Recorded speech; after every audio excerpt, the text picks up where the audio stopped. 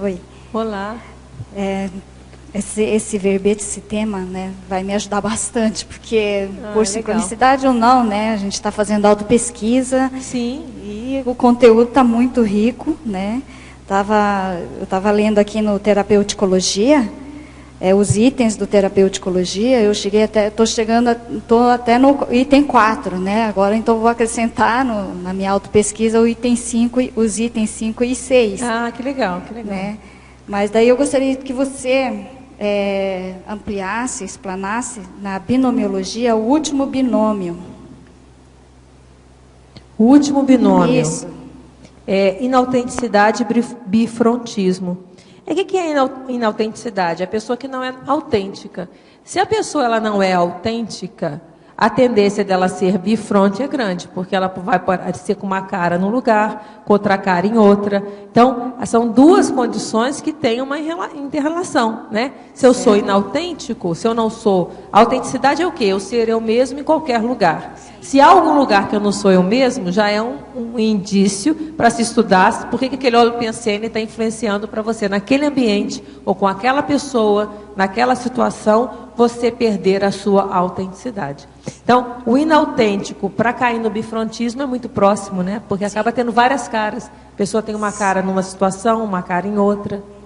Então, e aí começa a questão do autoassédio e da assedialidade desses contextos, né? Entendi.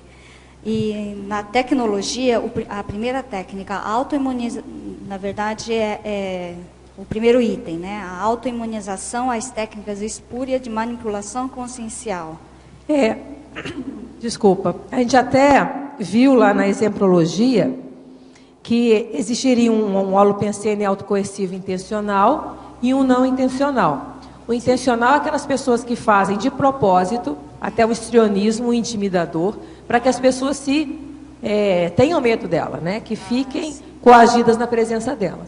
Então, é um holopensene criado de uma forma intencional. Quando se faz aquelas obras grandiosas, a pessoa se sentir desse tamanhozinho, a ideia é que ela se sinta realmente desse tamanhozinho e aquele poder aumente da pessoa que está dominando aquele ambiente. Por exemplo, tá? Agora, existe o não intencional, né? Que aí a pessoa, é a própria pessoa, independente, pode ser um holopensene super positivo, mas a pessoa se coarta, se reprime. Então, vamos voltar aqui para o que você falou. As técnicas espúrias de manipulação.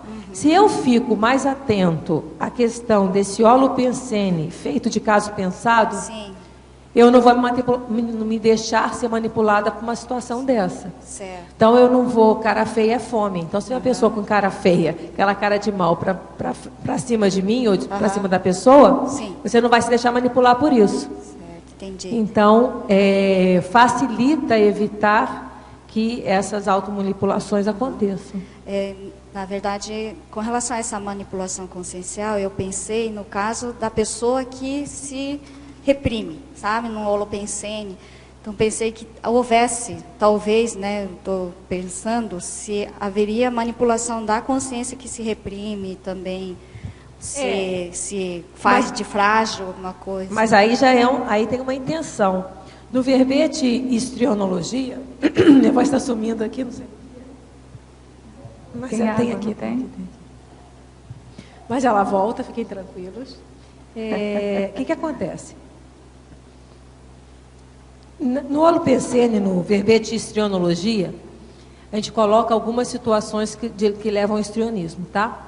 Então, um histrionismo que a gente fala é o intimidador. A pessoa, de forma histriônica, ela coloca uma face de agressividade, uma maneira de agressividade, com isso todo mundo fica com medo e ela manda em todo mundo, tá?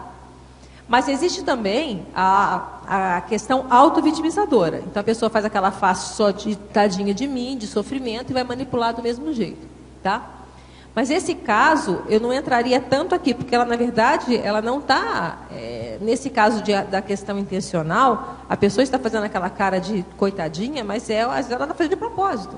Então, é um processo intencional. Então, eu não diria tanto que seria esse holopensene autocoercitor ou autocoercivo. O mais importante, eu acho, aqui, é a gente ver quando isso bate na gente. Quando que eu não sou autêntico. Por quê?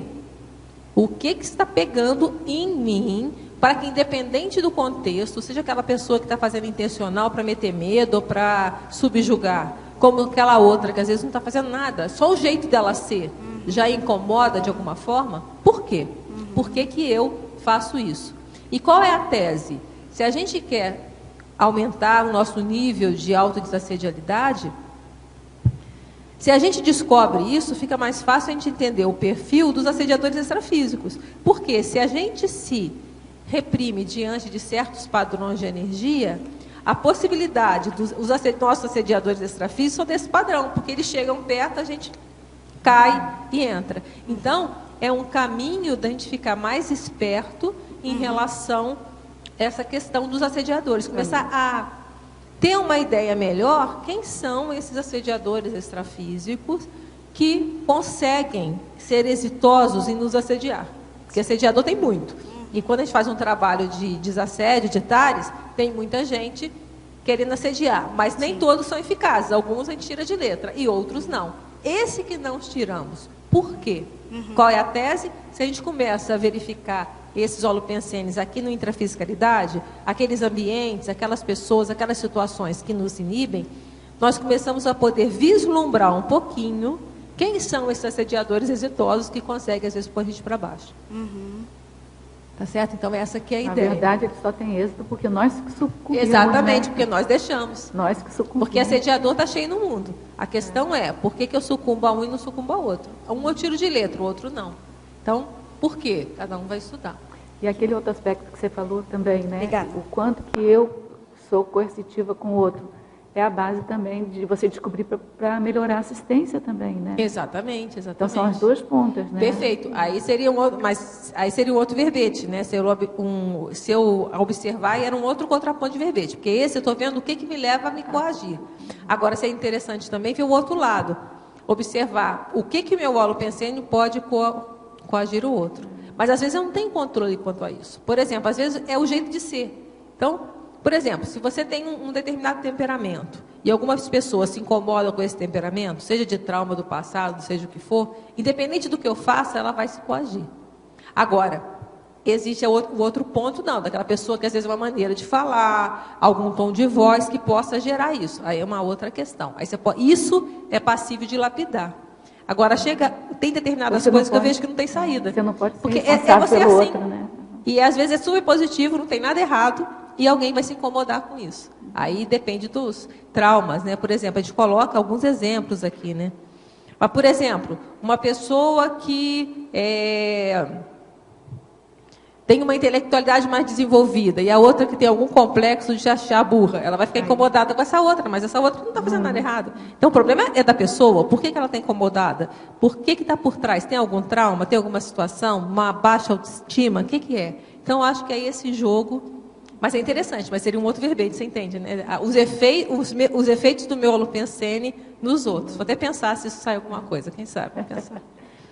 Tá bom, nós agradecemos.